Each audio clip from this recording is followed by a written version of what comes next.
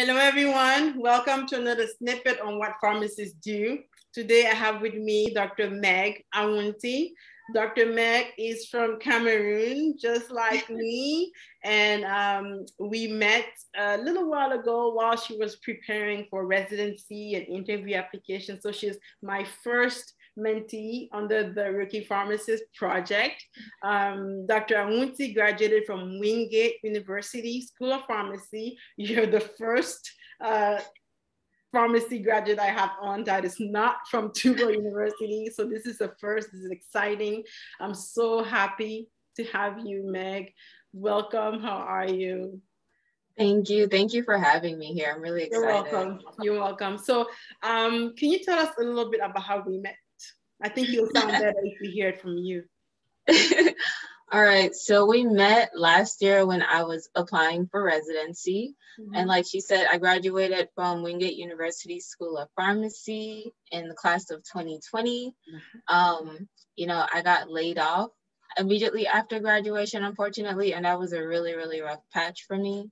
But, I have amazing parents and they encouraged me to take some time off and focus on myself. Mm-hmm. So after that time of reflection, I realized I was going to give residency a shot.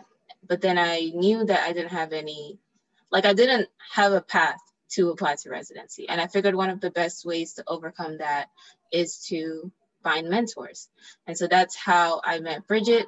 Because, if I came across anybody on like social media or just like reaching out to contacts within my Cameroonian community that I felt like could help me in this process, I reached out to them. And so I reached out to Bridget and she definitely helped me.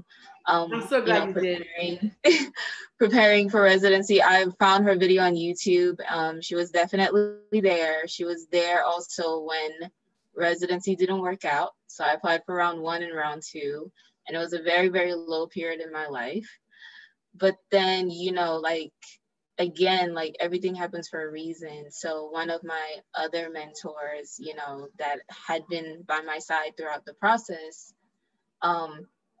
directed me to my current position. Mm-hmm. And it's like the best thing on earth, literally fulfills all my dreams. And that's why I just want to encourage people. Like, you don't realize it in pharmacy school, mm-hmm. but networking is just so important. Absolutely. Like reaching out to mentors, especially people who want you to become a better version of yourself, is so important because those people will lead you to opportunities. Like, you think that you can do it on your own, but this world is so small. Like, people will lead you to opportunities. People will help you get there. Like, I remember, especially when my mentor led me to my current position, I was so low that I didn't open the link for like a week. She sent it to me. I didn't open it for a week. And when I did finally open it, I remember calling her and telling her that, like, I don't think I can do this. And she got on a Zoom call, a 1-hour Zoom call, and was like, Meg, you're applying for this. And I was like, I have to start reaching out to people. It was like late March, early April. And I was like, I have to reach out to people to write letters of recommendation. She's like, you're just going to have to start reaching out to them now. It's like, we're going to work on your personal statement.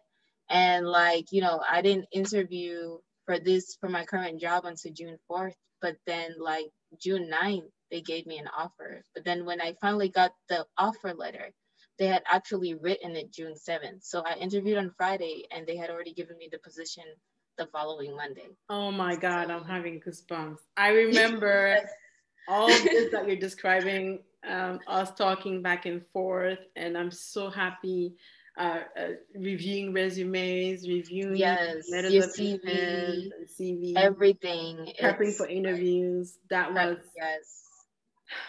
I'm so glad you didn't give up. I'm so glad you believed in the power of mentor. I'm so glad you had amazing supportive parents and people in your community that can support you and encourage you not to stop trying to be the best version of yourself. Yes, it's so important, guys. So important. I'm so proud of you. So thank you. Tell us now then, Meg, what do you like best about being a pharmacist? So I would say what I love most about being a pharmacist is the versatility with a career. Mm-hmm. Again, like I didn't see a lot of it in pharmacy school, But once you get out, you see that we work in so many different like professions. For example, like you can go into academia, you can go into research, you can go into policy, nuclear pharmacy, and there's so many more opportunities that are out there. I'm pretty sure I will learn it as I grow in my career. Yeah, yeah. But I also think just the way pharmacy is created, like you see a lot of things, like you get the patient contact, you get the healthcare exposure.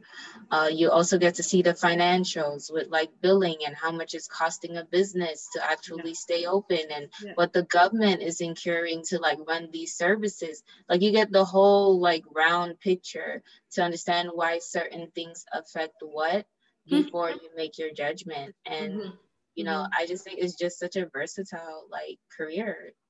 Honestly. That's exactly what I love about pharmacy. That is my absolute favorite part. And that's why that's why we're doing this, What Pharmacists Do, right? So people can see just how diverse the profession is, so that the general public can see that there's much more to just community or just hospital, that we play an integral role in the healthcare system and in so many different positions.